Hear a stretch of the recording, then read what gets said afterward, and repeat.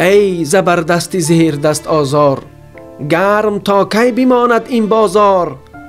به چی کار آیدت جهانداری، مردنت به که مردم آزاری. او به زندگی امید داشت. او هر روز به امید آغاز زندگی نو و دوباره قدم زدن مبارزه می برد. اما متاسفانه این آرزوهایش را با خود به لحد برد. سلام و روز شما بخیر باشد. حاکم مال مردم گرفته به توانگران میداد.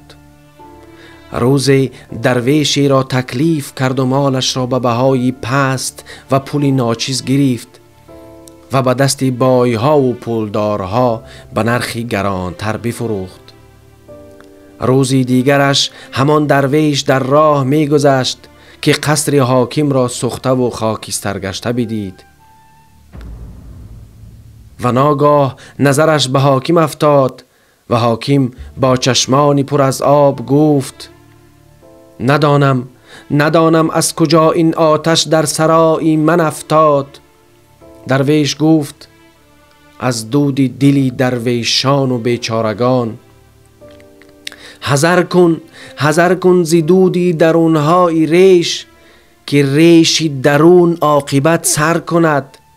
با هم برمکن تا توانی دل، یعنی مرنجان دلی کس، چون که آهی دل جهان به هم بر کند. آهی دلی بیچارگان حتما میگیرد. جامعه شهروندی نه جامعه خربندی، چون در مکانی که خران زیادن خرسوار نیز کم نیست. در آن کشوری که بیدادگری عادی است و مردم بیدادگری و ظلم را قسم از زندگی خود میدانند، آن جامعه نه رشد اقتصادی می کند و نه رشد فرهنگی. حتی نفران پیدا می شوند که ظلم و ضلالت را چیزی عادی می شمارند و سرخمی را برای خود کسب کردند. امروز ملت مقصر این بیدادگری ها نیز است. بله، مردم مقصر و گناهگار در آن مورد هستند که ظلم را در سر خود روا دانستند. اجازت دادند که از پولی با صد عذاب و رنج به دست آورده آنها رژیم خودکامه استفاده برد و به آنها ظلم کند. بله، این اشتباهی بزرگ مردم بود که به این کلوخ تبارها باور کردند و اینها از باوری این مردم استفاده کرده مردم را به باطلاق نابودی کشاندند. مرگ شهبال میرزایوف این عادی نیست. این نشانداد سکوت ملت در برابر ظلم و استبداد است. شهبال میرزایف اولین قربانی این سیاست نادرست نیست. مثل این هزارها قربانی های دیگر نیز داریم که بی نام و نشان کشته و نابود گشتند. شهبالی که طول 7 سال بعد لتوکوب شدنش در سربازی مجروح گشت و دیگر از پای ماند، دیروز این جهان را با چشم گریان و دلی پر الم و لبان خشک ترک کرد. زمان جامعه شهروندی صدا بلند کرده بود و حکومت را به پرداختن مبلغ می‌خواند تا او را تبابت کنند. با آنها هیچ کس گوش نداد. اینک از جهنمی پر عذاب به آرامگاه آخرت رفت. خدا رحمتت کند. ولی یک داغ سوزان در جگر ما و شما ماند و رفت. بعضی ها به آن باور هستند که 6 ماه اول در خدمت باید لتوکوب شوند. 6 ماه اول باید جوانها لتوکوب شوند. اما این سوسته بیش نیست. این را هیچ کس قبول ندارد و قبول نخواهد کرد. هیچ یک از پدر و مادران به این راضی شدن نمی توانند که فرزندکانی با صد عذاب و رنج کلان کرده آنها را در خدمت ما در وطن کشته و معیوب به آنها برگردانند.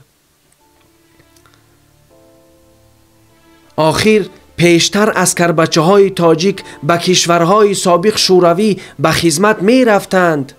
در آنجا نیز آنها دیدفشی نمی گذرانیدند. بله، آنها را کم و بیش اذیت و آزار می دادند، اما آنها زود خود را می گرفتند و کسی را گپ زدنی نمی ماندند و کشته و شکسته نمی شدند. امروز چی بلا رسیده است که در کشور خود هر سال صدها جوان تاجیک معیوب می شوند و از خدمت یا این که از عسکری رفتن نفرت دارند؟ مشکل در چیست؟ کی اینجا مقصر است؟ یکی از دانشمندان بزرگ اروپایی می فرماید: Wenn eine Gesellschaft an zahlreichen Fronten versagt, müssen ihre Gründungsideen hinterfragt werden. ترجمه: اگر یک جامعه در سمتها و فرانتهای گوناگون ناکام شود، بنیادگذاری آن جامعه باید زیر سوال گذاشته شود. امروز ما و شما باید از مسئولین و جامعه سازان بپرسیم که چرا ما امروز در همه سمتها ناکام هستیم، چی در اقتصاد، چی در فرهنگ، چی در پیشرفت مالی و معنوی مردم.